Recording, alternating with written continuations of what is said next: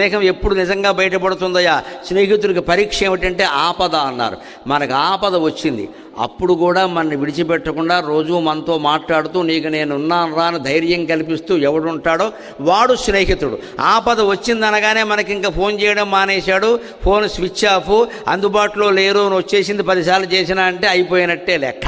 ఆపద్గతం నచ జగాత్. స్నేహితుడు ఎప్పుడు ఆపదలో ఉన్నవాడిని విడిచిపెట్టాడు. అంతేకాదు దదాతి కాలే, సరైన సమయంలో సాయం చేస్తాడు. డబ్బు సాయం కావచ్చు, మాట సాయం కావచ్చు, లేదు ఏ పరీక్షలో తప్పడం వల్ల ఏదో ఇబ్బంది రావడం వల్ల మానసికంగా కృంగిపోయి ఉంటే రూముకి వచ్చి ఓదారుస్తాడు. కూర్చుని పోవాయా, ఇది పెద్ద విషయమా, ఫలానా పుస్తకం చదివావా, ఆయన ప్రవచనాలు విన్నావా, చూడు షార్ట్ వీడియోస్ ఉన్నాయి, అందులో చెప్పారు అవమానం జరిగితే ఏం చేయాలో, సన్మానం జరిగితే ఏం చేయాలో, నిరాశ నిస్పృహలు లేకుండా ఏం చేయాలో చెప్పారు చూడు అని కాస్త మాటలు వినిపించడం ఉంది. తద్వారా మనిషిని తిరిగి ఉత్తేజితుడిని చేస్తాడు.